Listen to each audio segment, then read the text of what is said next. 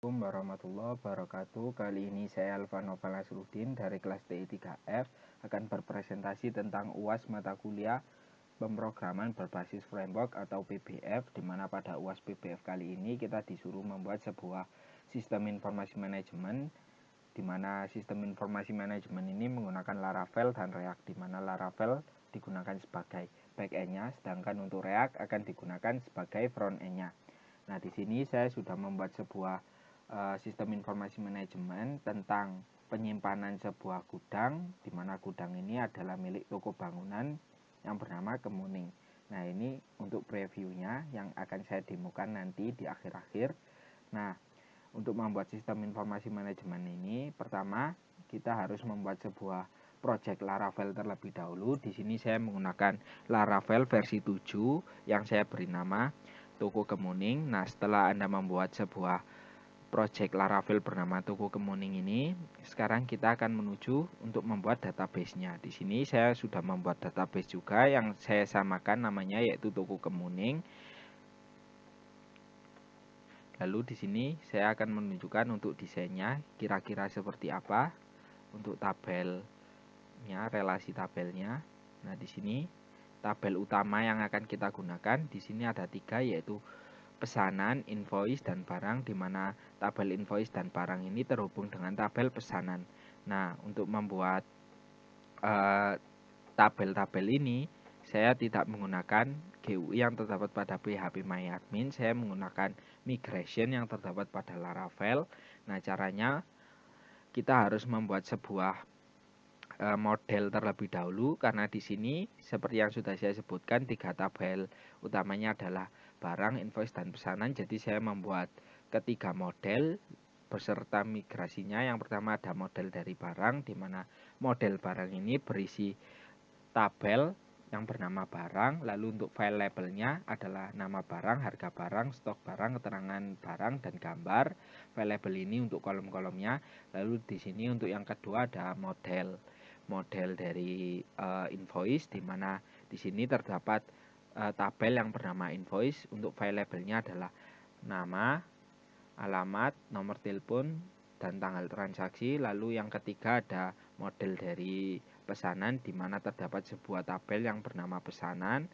Lalu di sini untuk file labelnya ada ID invoice, juga ada ID barang. Lalu setelah kita membuat modelnya, kita beralih ke migrasinya. Nah, untuk migrasinya ini kita membuat sebuah tabel-tabel yang nantinya untuk database ini.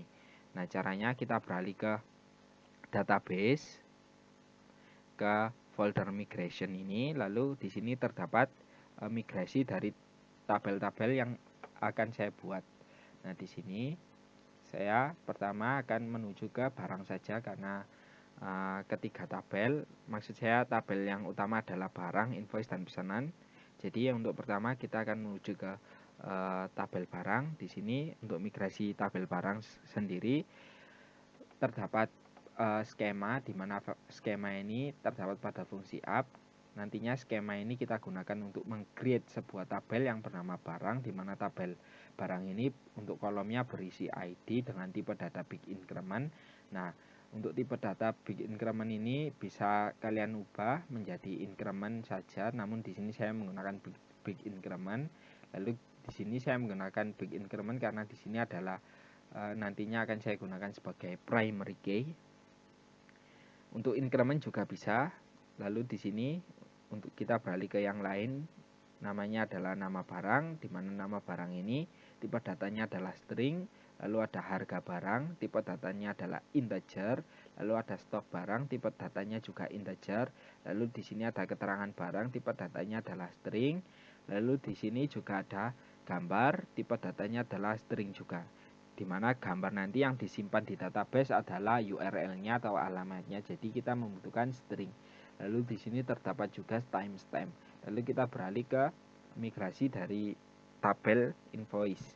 Nah, invoice ini, migrasi tabel invoice ini kita gunakan untuk membuat sebuah tabel yang bernama invoice.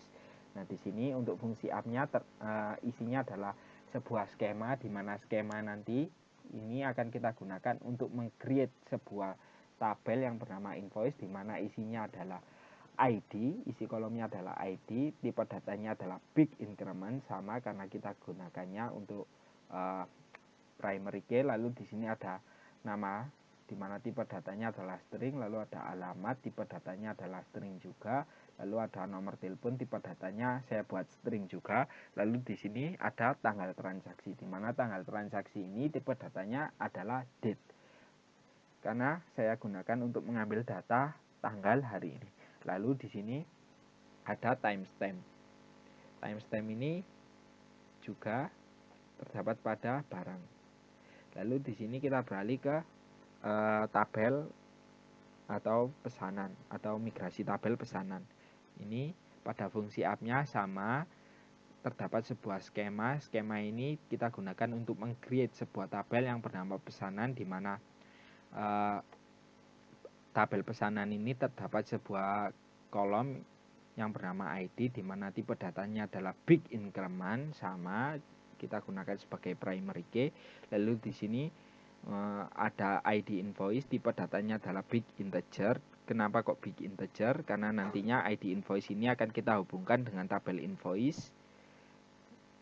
Nah, jadi ID invoice ini tipe datanya big integer karena nantinya akan kita gunakan untuk menghubungkan dengan tabel invoice pada kolom ID ini. Jadi karena kolom ID ini tipe datanya adalah big increment, agar sama dan dapat terhubung, tipe datanya juga harus sama. Jadi kita gunakan big integer. Nah, ini bisa kita ubah menjadi integer biasa, namun di sini untuk tipe data dari ID-nya harus kita ubah menjadi increment saja. Namun karena pada tabel invoice-nya pada kolom ID-nya saya menggunakan big increment, maka di sini tipe data dari ID invoice yang terdapat pada tabel pesanan juga harus big integer. Lalu di sini terdapat ID barang juga, tipe datanya adalah big integer juga, karena sama akan kita gunakan untuk menghubungkan antara kolom ID barang yang terdapat pada pesanan ke ID yang terdapat pada tabel barang. Jadi ini karena tabel, maksud saya kolom ID yang terdapat pada tabel barang, tipe datanya adalah big increment, maka di sini agar sama saya gunakan big integer agar bisa terhubung. Lalu di sini juga terdapat timestamp. Nah, untuk skemanya, maksud saya untuk migrasinya hampir sama semuanya, namun yang membedakan di sini. Pada pesanan ini kita akan membuat sebuah relasi untuk menghubungkan ID invoice dan ID barang ini ke masing-masing tabel yang akan kita hubungkan. Nah, di sini caranya kita mengetikkan foreign, lalu ID invoice yang terdapat pada tabel pesanan ini. Jadi karena kita ingin menghubungkan kolom ID invoice ini, referensinya adalah ID. Jadi referensinya adalah kolom ID on invoice. Jadi kita ingin menghubungkan ID invoice yang terdapat pada tabel pesanan berdasarkan ID, kolom ID yang terdapat pada tabel invoice. Jadi kita hubungkan dengan ini, ID yang terdapat pada tabel invoice. Begitu pula untuk yang barang, karena kita ingin menghubungkan antara tabel pesanan dan barang, jadi kita menghubungkan ID barang, foreign ID barang, referensinya adalah ID on barang. Jadi kita menghubungkan ID barang yang terdapat pada tabel pesanan, referensinya adalah ID yang terdapat pada tabel barang. Jadi referensinya adalah ID yang terdapat pada tabel barang. Itu untuk membuat sebuah relasi antar tabel. Nah, setelah selesai melakukan mengedit file migrasi yang terdapat pada folder migrasi ini, ketika file migrasi ini mulai dari barang sampai pesanan, lakukan proses migrasinya dengan mengetikkan php artisan migrate pada terminal atau command prompt Anda. Lalu jika cek pada php myadmin, jika ini semua sudah ada, maka proses migrasi berhasil. Nah, ini adalah proses hasil dari ketika proses migrasi berhasil. Jadi berhasil termigrasi beserta relasinya. Lalu kita beralih ke routing. Nah, pada routing ini terdapat pada folder routes. Lalu ada di sini routingnya terdapat dua.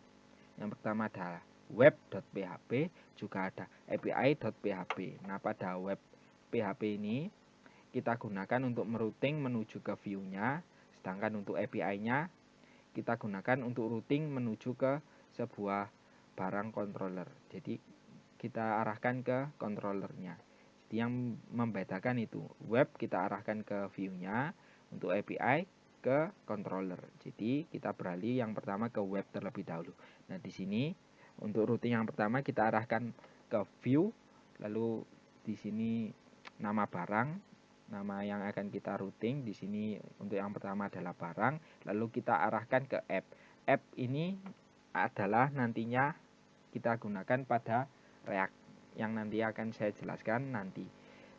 Di sini kita lakukan routing pada barang, kita arahkan pada view yang terdapat pada app, lalu di sini begitu pula dengan yang invoice, kita routing ke arahkan ke web, baik untuk mengedit dan lain-lain. Lalu di sini begitu pula untuk yang pesanan, kita arahkan ke file app ini.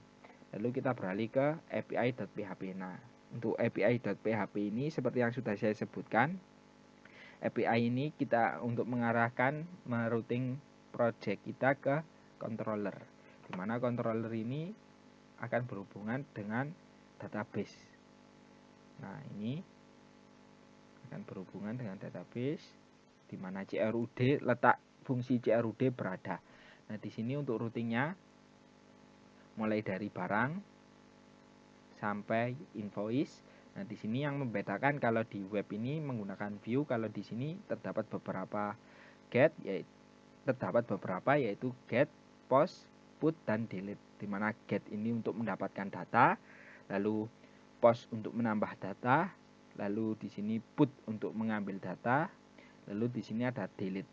Nah, di sini untuk get sendiri kita gunakan untuk mendapatkan seluruh data barang, karena di sini untuk yang pertama adalah routing ke barang. Jadi kita arahkan ke barang controller ke fungsi index. Jadi di sini barang controller ini adalah nama filenya, nama controllernya kita arahkan ke controller barang, yaitu barang controller. Lalu di sini add index adalah fungsi yang terdapat pada file barang controller. Begitupun seterusnya. Di sini karena kita menggunakan get untuk mendapatkan data, jadi di sini indeks ini kita gunakan untuk mendapatkan keseluruhan data dari barang.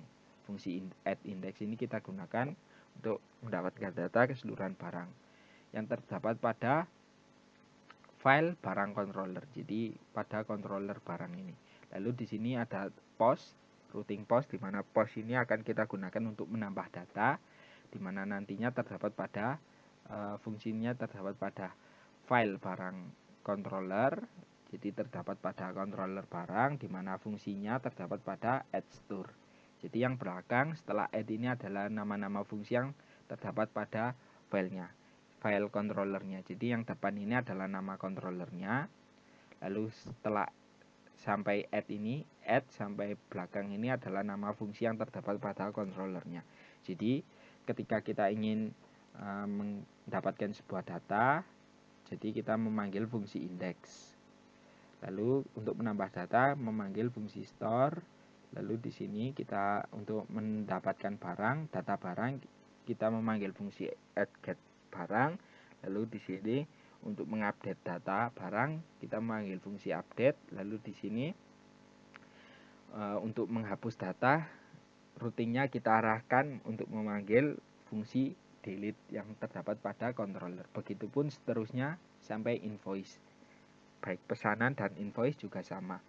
Lalu sekarang kita beralih ke controllernya. Nah, seperti yang sudah saya jelaskan barusan, pada controllernya yang terdapat pada folder app http controller. Di sini buat sebuah controller baru sesuai dengan nama yang terdapat pada routingnya.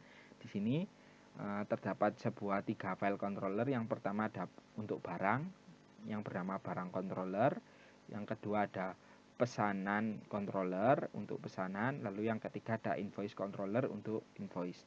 Nah, di sini seperti yang sudah saya jelaskan, terdapat pada controller terdapat sebuah fungsi yang bernama index, di mana fungsi index ini untuk mendapatkan keseluruhan data barang Nah, seperti yang sudah saya jelaskan, yang nantinya ini akan dipanggil pada routingnya.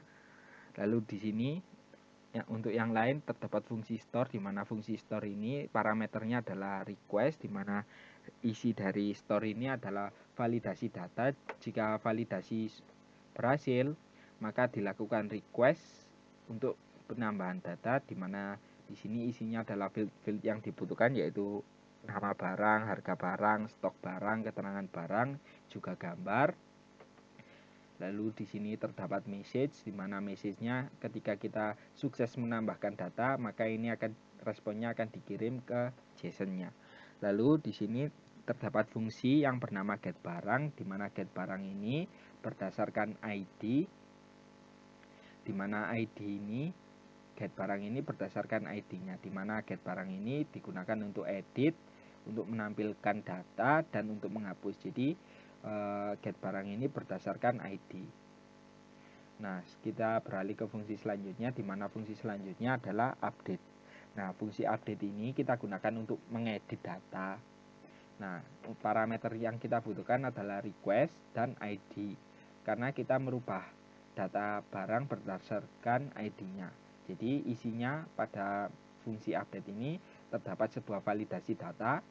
Jika sudah, maka dilakukan request, lalu di sini dilakukan pencarian barang, data barang berdasarkan ID-nya, lalu di sini bisa kita ubah, lalu bisa kita lakukan save. Lalu di sini terdapat message juga, kita gunakan jika sukses.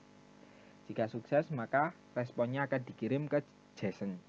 Lalu di sini terdapat sebuah fungsi yang bernama delete. Nah, fungsi delete ini seperti yang saya sebutkan tadi, berdasarkan indeksnya. Jadi ketika kita ingin menghapus data, kita membutuhkan ID, karena menghapusnya berdasarkan ID. Jadi yang pertama di sini kita pencarian berdasarkan ID-nya, data barang berdasarkan ID. Lalu di sini terdapat sebuah pengecekan kondisi.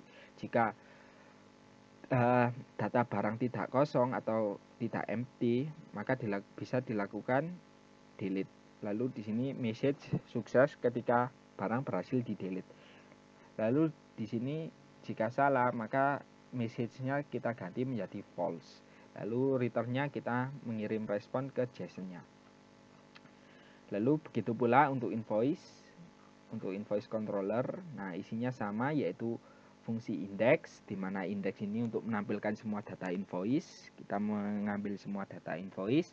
Lalu terdapat fungsi yang kedua, yaitu fungsi store, di mana fungsi store ini sama, parameternya adalah request yang digunakan untuk menambah data invoice, di mana isinya adalah validasi data, baru dilakukan request berdasarkan field ini, nama, alamat, nomor telepon, tanggal transaksi. Lalu di sini terdapat sebuah message jika sukses untuk mengedit data. Lalu responnya dikirim ke JSON sama. Lalu di sini ada fungsi get invoice, di mana get invoice ini sama berdasarkan ID invoice. Jadi ketika ingin mendapatkan spesifik data, kita memerlukan ID ini. Nah, lalu di sini ada fungsi update. Nah, fungsi update ini sama seperti yang terdapat pada barang controller, yaitu request dan ID parameternya untuk parameternya. Lalu di sini untuk isinya adalah kita melakukan validasi data, lalu setelah itu melakukan request berdasarkan field-field yang dibutuhkan. Lalu di sini pencarian data invoice berdasarkan ID, lalu dilakukan input untuk update. Lalu di sini terdapat save untuk menyimpan. Lalu di sini ada message jika data berhasil diubah. Lalu jika sudah, responnya akan dikirim ke JSON. Nah, di sini setelah itu terdapat sebuah fungsi delete, di mana delete sama berdasarkan ID juga. Jadi ketika ingin menghapus data barang, kita harus menghapusnya berdasarkan ID.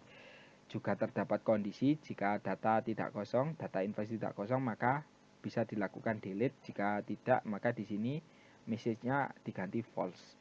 Lalu hasilnya akan di-return, dikirim ke JSON-nya. Nah, lalu kita beralih ke controller pesanan, atau namanya adalah pesanan controller. Isinya sama, yaitu index, fungsi index, di mana fungsi index ini untuk mendapatkan keseluruhan data dari pesanan. Lalu di sini ada fungsi store. Fungsi store ini parameternya juga sama, request di mana isinya adalah validasi data, di mana validasi data ini setelah dilakukan validasi, dilakukan request berdasarkan field ini, ID invoice, ID barang, atau variabel ID invoice, ID barang. Lalu di sini terdapat sebuah message, di mana message jika sukses data berhasil diubah.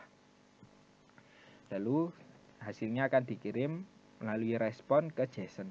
Nah, di sini untuk fungsi yang lain adalah get pesanan. Nah, ini untuk mendapatkan data pesanan berdasarkan ID. Nah, ini karena sama, kita beralih ke fungsi selanjutnya, yaitu fungsi update. Fungsi update juga sama juga, parameternya adalah request dan ID karena mengupdate-nya berdasarkan ID. Lalu isinya sama, terdapat validasi data, lalu dilakukan request berdasarkan field, lalu di sini dilakukan pencarian berdasarkan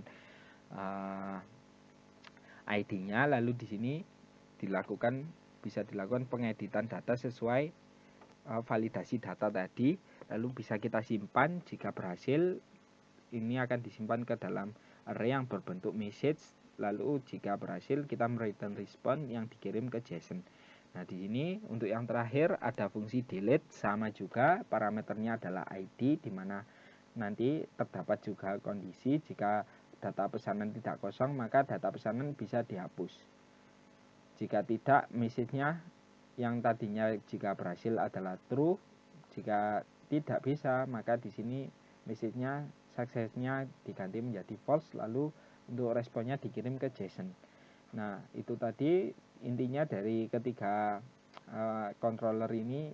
Fungsinya hampir sama, yang membedakan hanya field-fieldnya saja sesuai kebutuhan. Untuk barang controller, karena di database kolomnya adalah nama barang, harga barang, stok barang, keterangan barang, gambar, jadi fieldnya ini yang kita butuhkan. Begitu pula invoice, pesan controller juga, jadi intinya hampir sama. Lalu kita beralih sekarang ke UI-nya. Nah, untuk UI-nya sendiri, karena kita nantinya akan menggunakan React, Anda perlu menginstal beberapa dependensi atau library-nya. Yang pertama, ketikan composer require Laravel atau UI atau garis miring UI pada komponen, maksud saya komen from Anda atau terminal Anda. Lalu setelah proses ini selesai, kita beralih ke proses selanjutnya, yaitu penginstalan. Nah, ini ketikan PHP Artisan UI React. Nah, UI React ini bisa diganti sesuai kebutuhan. Misal ingin menggunakan front end-nya Bootstrap, bisa diganti Bootstrap atau Vue atau Vue. Nah, ini bisa kita gunakan menjadi Vue karena kita nantinya akan menggunakan React. Jadi di sini PHP Artisan UI React. Lalu setelah itu kita install npm install dan npm run dev. Lalu di sini kita menginstal React Router DOM karena nantinya akan menggunakan React. Lalu di sini kita menginstal Suite Alert dari Bootstrap. Setelah proses ini selesai, Anda juga bisa menambahkan sebuah komen npm i start Bootstrap untuk tampilan seperti saya ini, atau Anda bisa mendownloadnya pada website Start Bootstrap. Lalu kita beralih, setelah melakukan penginstalan semua ini selesai, bisa beralih ke fungsi resource, maksud saya ke folder resource JS. Nah, di sini pada folder komponen buat sebuah file baru bernama app.js, di mana app.js nanti kita mengimport komponen, semua komponen yang terdapat pada React, lalu mengimport React DOM, lalu mengimport browser router switch pada React Router DOM, lalu mengimport file header yang nantinya akan kita buat, lalu mengimport navbar dari file yang akan kita buat juga. Lalu di sini kita mengimport barang index yang terdapat pada file barang index yang nantinya akan kita buat juga. Lalu di sini nantinya akan kita mengimport barang create dari file barang create yang akan kita buat juga. Lalu di sini kita akan mengimport barang show dari file barang show yang akan kita buat, mengimport barang edit dari barang edit yang akan kita buat, begitu seterusnya sampai pesanan. Jadi sama, untuk invoice kita membutuhkan invoice index, invoice create, invoice show, invoice edit. Begitu untuk pesanan juga, pesanan index, pesanan create, pesanan show, pesanan edit.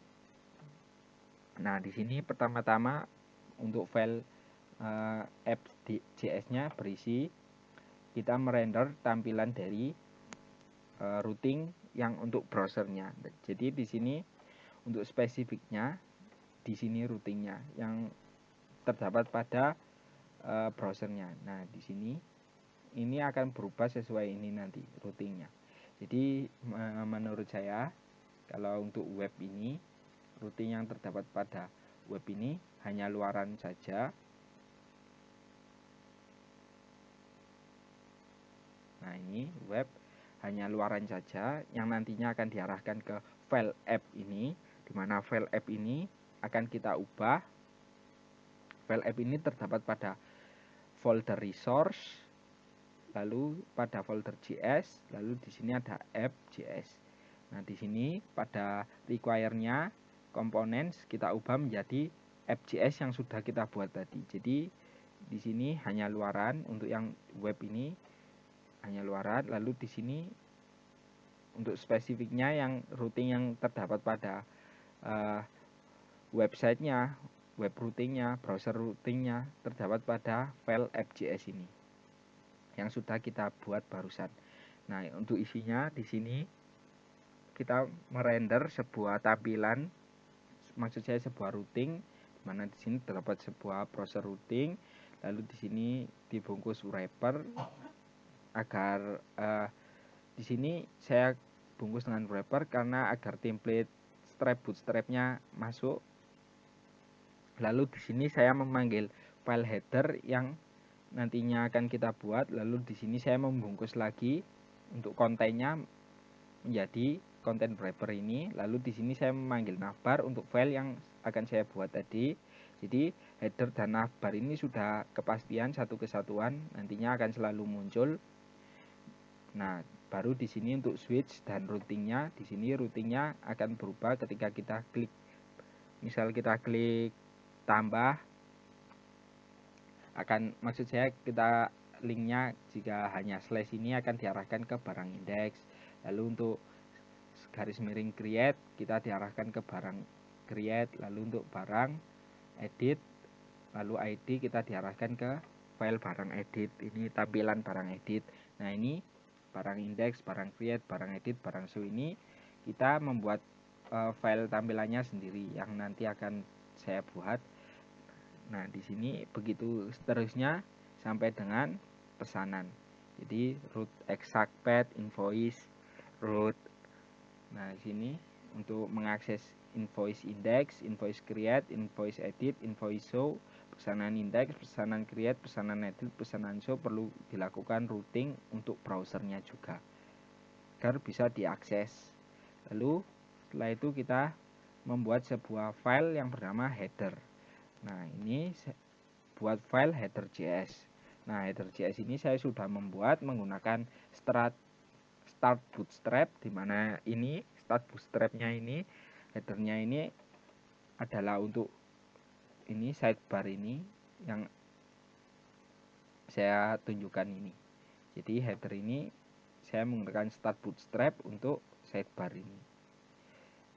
Nah, isinya ini seperti yang bisa kita lihat, ini dashboard, barang, invoice, penjualan. Nah, ini terdapat pada header. Lalu kita beralih ke yang selanjutnya, yaitu navbar. Nah, pada navbar ini saya juga menggunakan start bootstrap. Nah, di mana navbar ini untuk yang atas ini, tampilan yang atas ini. Nah, ini menggunakan start bootstrap. Jadi yang atas navigasi bar yang atas ini menggunakan start bootstrap.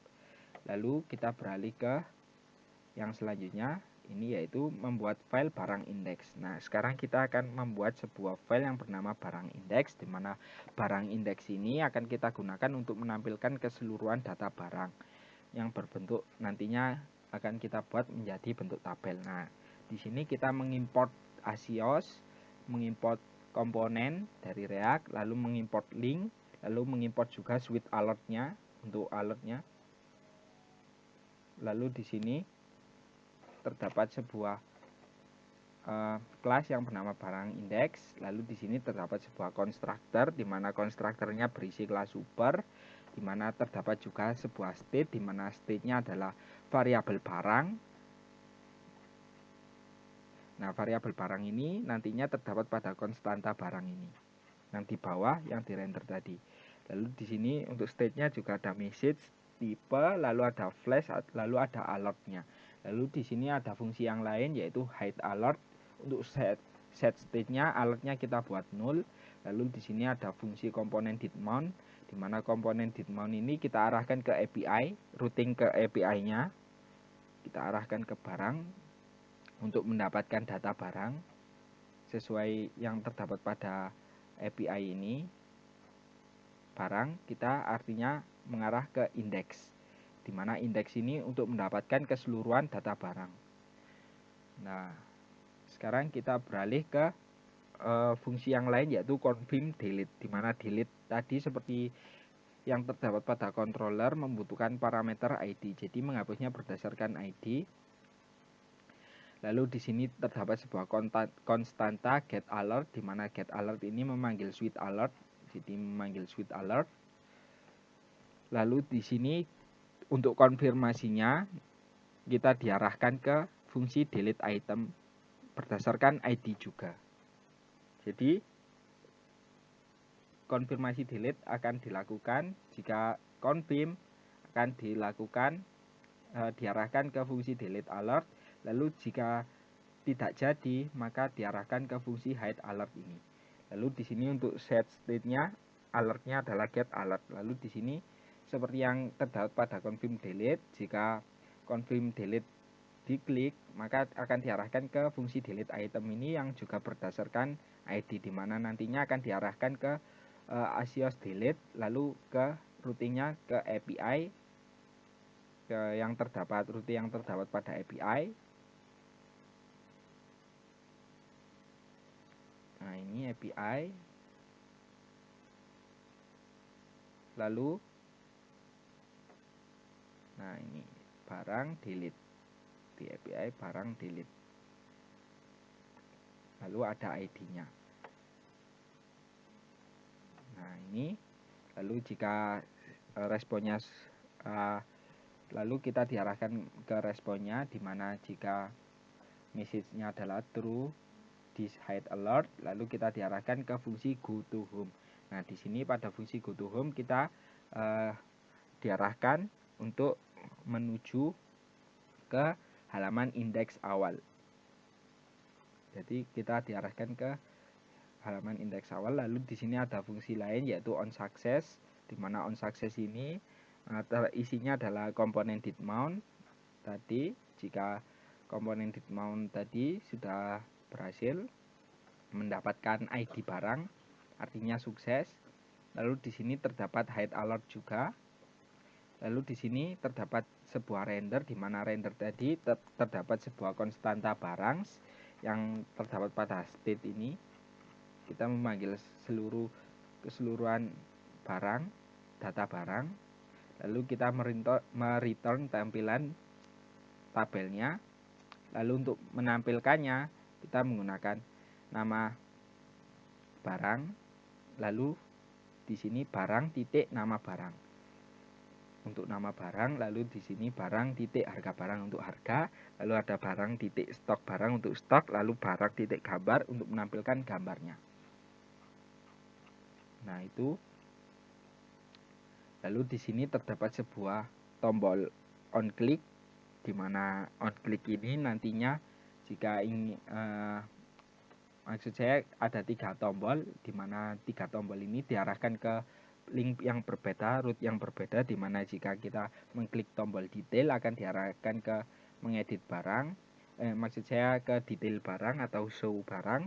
Lalu di sini jika edit barang kita diarahkan ke barang edit. Lalu jika dihapus kita akan diarahkan ke fungsi on confirm delete tadi yang di atas. Berdasarkan ID juga, parameternya barang ID. Lalu kita beralih ke di sini yang dibutuhkan barang create. Nah, di sini saya sudah membuat barang create, di mana barang create ini akan kita gunakan untuk menambahkan barang. Jadi, ini adalah tampilan atau view untuk menambahkan sebuah data barang, di mana kita memanggil Asios, lalu mengimport seluruh komponen dari React, lalu kita mengimport link, lalu kita mengimport suite alert. Lalu di sini untuk isi dari kelas barang create sendiri terdapat sebuah constructor, di mana constructor ini mempunyai parameter yaitu property atau props. Di sini isinya dari constructor adalah kita memanggil kelas super, di mana kelas super ini mempunyai parameter juga yaitu mempunyai parameter juga yaitu property. Lalu di sini terdapat sebuah state, di mana state ini adalah seluruh field yang dibutuhkan atau variabel yang dibutuhkan pada barang, di mana di sini kita membutuhkan nama barang, harga barang, stok barang, keterangan barang, juga gambar. Lalu juga terdapat alert dan error. Lalu di sini selain state terdapat sebuah handle field change, di mana handle field change ini nilainya adalah handle field change, lalu di bind parameternya adalah this. Lalu di sini terdapat handle create new barang, di sini digunakan untuk membuat data barang baru, menambahkan data barang baru. Lalu di sini ada hash error for, lalu ada render error for, lalu di sini ada fungsi handle field change yang sudah dipanggil tadi pada constructor tadi, handle field change ini. Nah, ini parameternya adalah event, lalu di sini isinya terdapat sebuah state, di mana state nanti kita eventnya targetnya adalah nama dan value. Jadi nama dan value-nya, value dari nama state yang akan kita gunakan, lalu isi yang nantinya akan kita tambahkan. Lalu di sini terdapat sebuah fungsi yang bernama goToHome, di mana goToHome ini mempunyai sebuah konstanta getAlert untuk menampilkan alert. Jika di sini jika sukses akan diarahkan ke fungsi onSuccess ini. Nah, jadi kita diarahkan ke fungsi onSuccess. Jika cancel, kita diarahkan ke fungsi hideAlert ini, timeoutnya 2 detik. Lalu di sini terdapat sebuah di state-nya adalah alert. Lalu di sini onSuccess. Nah, di sini jika onSuccess dipanggil pada goToHome ini, jika onSuccess akan diarahkan ke halaman indeks, ke barang indeks, ke file barang indeks. Jadi URL ini akan otomatis ke halaman indeks. Lalu di sini ada hide alert jika kita membatalkannya, jadi alertnya kita nulkan, kita batalkan. Lalu di sini terdapat fungsi handle create new barang. Di sini handle create new barang adalah untuk fungsi yang kita gunakan untuk menambahkan data barang. Lalu di parameternya adalah event. Nah, ini event, dimana event nanti kita set menjadi prevent default. Lalu terdapat sebuah konstanta barang, dimana konstanta barang ini berisi seluruh variabel yang akan kita gunakan, yaitu mulai nama barang sampai gambar ini. Lalu di sini Asios post, jadi kita menambahkan konstanta barang ini ke sini. Jadi kita menggunakan Asios post routing menggunakan API ini ke store ini, karena nantinya kita akan menambahkan data. Lalu di sini adalah data yang akan dikirim. Jadi kita mengirim seluruh data ini, kita simpan menjadi sebuah konstanta yang bernama variabel, lalu kita kirim di sini. Lalu jika sudah terdapat sebuah kondisi, jika message-nya true maka diarahkan ke goToHome ke atas. Jadi kita diarahkan ke sini, ke halaman indeks, dimana goToHome ini kita akan, jika confirm akan diarahkan ke sini, onSuccess push slash ini, dimana pada slash ini bisa kita lihat pada app ini kita akan diarahkan pada file barang indeks yang sudah saya buat tadi. Lalu di sini setelah handle create new barang terdapat handle error for, di mana di sini untuk menangani ketika error. Lalu di sini ada merender error untuk merender tampilan error. Lalu di sini terdapat fungsi render, di mana render ini akan kita gunakan untuk membuat tampilan dari create barang.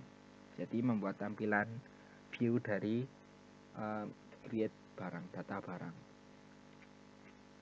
Nah, ini tampilannya. Lalu di sini kita kembali ke app. Yang kita butuhkan adalah barang show. Nah, pada barang show ini kita buat, nah pada barang show kita memanggil Asios, lalu memanggil seluruh komponen yang terdapat pada React, lalu kita mengimport link, lalu isi dari class barang show ini adalah sebuah konstruktor dengan parameter property, lalu isi konstruktornya adalah kelas, kita memanggil kelas super, di mana kelas super ini mempunyai parameter property, lalu terdapat sebuah state, di mana state ini adalah berisi barang ini. Lalu di sini terdapat sebuah fungsi yaitu komponen didmount, di mana pada komponen didmount ini terdapat sebuah konstanta yang bernama barang ID, di mana barang ID ini nilainya adalah ID dari barang tadi. Jadi kita ubah ke bentuk konstanta yang bernama barang ID. Lalu di sini pada Asios get kita arahkan pada routingnya pada API barang ID, karena di sini akan kita untuk menampilkan detail atau barang show ini berdasarkan ID barang. Lalu di sini kita render tampilan dari barang show ini untuk menampilkan detail barang berdasarkan ID. Berdasarkan ID. Lalu di sini pada render juga terdapat sebuah konstanta yang bernama barang. Yang nantinya konstanta ini dipanggil di atas ini pada state ini. Lalu di sini pada app kita membutuhkan barang edit juga. Jadi kita buat file baru barang edit. Nah, pada file barang edit ini kita mengimport Asios, kita mengimport seluruh komponen dari React, lalu mengimport link, kita mengimport suite alert juga. Lalu di sini pada kelas barang edit terdapat sebuah konstruktor, di mana konstruktor ini kita membutuhkan parameter yaitu sebuah properti, di mana isi dari konstruktor ini nanti adalah kelas super. Kelas super ini mempunyai parameter properti juga. Lalu di sini terdapat sebuah state, di mana state ini adalah nilai-nilai yang dibutuhkan untuk mengedit barang, mulai dari nama barang, harga barang, stok barang, keterangan gambar, alert, message, error. Lalu selain state terdapat sebuah handle field change, lalu ada handle update barang untuk mengupdate atau mengedit barang. Lalu di sini ada has error for ketika untuk error, lalu di sini ada render error untuk merender error, lalu di sini ada handle field change. Nah, handle field change ini nantinya parameternya adalah event, di mana nantinya pada handle field change ini terdapat sebuah pengsetan state, di mana state-nya adalah eventnya, targetnya adalah nama variabelnya, lalu di sini event target value adalah value yang nantinya akan kita masukkan. Lalu di sini ada komponen didmount, fungsi komponen didmount. Pada fungsi komponen didmount ini terdapat sebuah konstanta yang bernama barang ID, di mana barang ID ini digunakan adalah ID barang. Jadi ID ini kita simpan ke bentuk konstanta dengan nama barang ID yang nantinya digunakan pada routing ini, kita panggil barang ID ini. Lalu set state-nya adalah nama-nama field yang dibutuhkan atau variabel yang kita butuhkan, mulai nama barang sampai gambar. Jadi mulai ini sampai ini. Lalu terdapat sebuah fungsi lain yaitu goToHome, di mana pada goToHome ini terdapat konstanta getAlert, di mana alert ini kita memanggil suite alert. Titelnya sukses. Jika terkonfirmasi sukses, maka akan diarahkan ke fungsi onSuccess. Nah, ini kita diarahkan maksud saya diarahkan ke fungsi kita mengirim datanya, diarahkan ke onSuccess jika terkonfirmasi. Lalu jika kita mengklik cancel, kita diarahkan ke hide alert. Lalu timeoutnya adalah 2000 atau 2 detik. Lalu di sini terdapat sebuah state message atau pesannya. Lalu di sini terdapat sebuah state untuk mendapatkan alertnya. Lalu di sini seperti yang sudah saya sebutkan, untuk fungsi onSuccess ini kita akan diarahkan menuju ke slash atau routingnya kita ubah menjadi slash. Jadi di browser ini akan diubah menjadi slash, dimana pada jika kita ditambahkan slash ini, maka pada app ini bisa kita lihat kita diarahkan ke barang indeks. Nah, sekarang kita kembali ke barang edit. Selain ada onSuccess, terdapat sebuah fungsi lain yaitu hide alert, di mana hide alert ini terdapat sebuah set state di mana alertnya kita buat menjadi 0. Lalu di sini ada handle update barang, di mana handle update barang ini parameternya adalah event, di mana eventnya nanti akan kita set menjadi default. Lalu di sini untuk konstanta barangnya kita panggil semua variabel yang dibutuhkan barang, mulai nama barang sampai gambar. Lalu terdapat sebuah konstanta yang bernama barang ID, di mana barang ID ini adalah ID barang. Lalu di sini ada kita diarahkan routingnya, API barang, lalu barang ID, karena ini untuk mengedit berdasarkan ID, jadi membutuhkan barang ID atau ID barang. Nah, ini barang ID atau ID barang. Lalu responnya, jika true kita menjadi set stage, message-nya response data message, lalu kita mereturn this go to home. Jadi kita diarahkan ke fungsi go to home yang terdapat pada atas tadi, di mana pada go to home tadi kita diarahkan ke indeks, ke barang indeks. Lalu di sini terdapat sebuah fungsi yaitu hash error, di mana parameternya adalah field, di mana nanti mereturn state error. Lalu di sini terdapat render error for, di mana parameternya adalah field. Nah, di sini terdapat sebuah kondisi, this hash error, parameternya adalah field. Jika nilainya ini, kita mereturn tampilan error ini. Lalu di sini terdapat sebuah render, di mana render ini akan kita gunakan untuk membuat sebuah view dari pengeditan data barang. Nah, ini pengeditan data barang untuk link-linknya, untuk diarahkannya, untuk button-buttonnya diarahkan sesuai yang terdapat pada fungsi-fungsi yang di atas. Jika go to home, kita diarahkan go to home. Jika ingin update, di sini kita menggunakan handle update barang. Nah, di sini handle update barang. Begitu pula untuk yang selanjutnya. Nah, di sini selanjutnya kita membutuhkan invoice dan pesanan. Nah, pada invoice ini agar tidak menjadi banyak, di sini saya buat folder tersendiri yang bernama invoice. Lalu ada pesanan juga. Lalu di sini untuk linknya di sini berbeda dengan ini, karena di sini membuat folder baru, jadi kita tambahkan letak nama foldernya, path alamatnya. Jadi di sini karena di sini terdapat pada folder invoice untuk invoice indeksnya, jadi kita tambahkan path invoice ini. Begitu pula untuk pesanan. Nah, untuk keseluruhan ini mulai dari invoice index, invoice create, invoice show, invoice edit, pesanan index, pesanan create, pesanan show, pesanan edit ini isinya sama seperti yang terdapat pada barang index, barang create, barang show, namun hanya merubah data-datanya. Jadi data-datanya sesuai yang dibutuhkan. Misal di invoice create, data yang dibutuhkan adalah nama, alamat, nomor telepon. Jadi kita merubah state-nya ini. Lalu di sini nama-namanya kita ubah. Namun untuk fungsi-fungsinya sama semua seperti yang terdapat pada barang indeks. Begitu pula untuk invoice edit, invoice index, invoice show. Lalu untuk pesanan juga, pesanan create, pesanan edit, pesanan indeks, pesanan show ini sama seperti yang terdapat fungsi-fungsi yang sudah saya jelaskan sebelumnya terdapat pada barang tadi.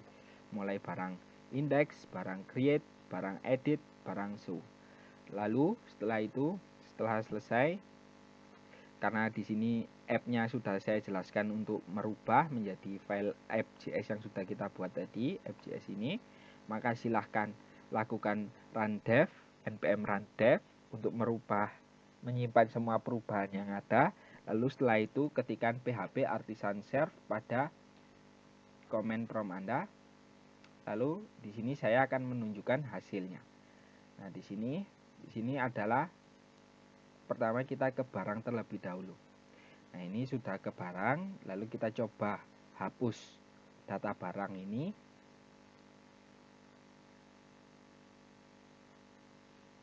Nah, maka data sudah hilang atau terhapus. Jadi, fungsi hapus yang terdapat pada barang berhasil.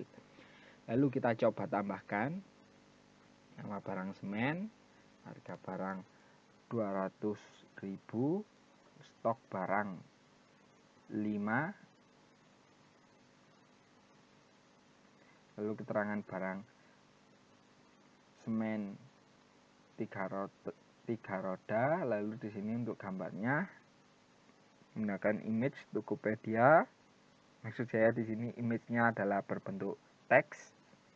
Gambarnya seperti yang sudah saya sebutkan, nantinya gambarnya akan disimpan ke bentuk teks atau URL-nya, lalu kita klik create.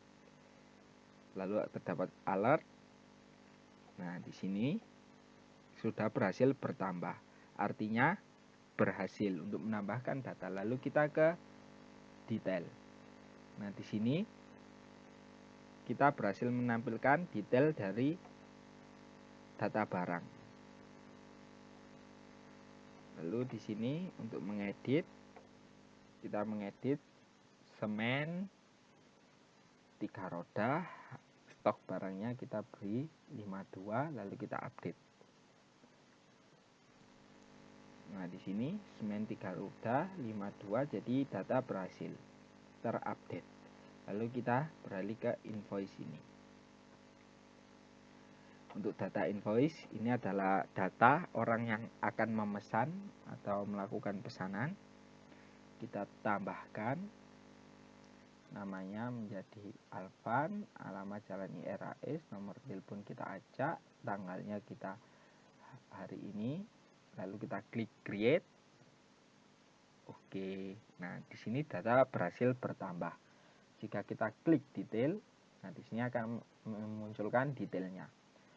Lalu di sini jika kita klik edit, kita coba edit, kita tambahkan huruf N di nama saya, data berhasil bertambah. Alvan N. Nah, ini Alvan N. Lalu kita ke penjualan, data penjualan. Kita coba tambahkan pesanan. Di sini bentuknya hanya ID, tidak saya tampilkan namanya. Kita klik create. Nah, di sini data bertambah juga. Lalu jika kita hapus, nah, data berhasil terhapus. Dari saya, mohon maaf bila ada salah kata. Wassalamualaikum warahmatullahi wabarakatuh.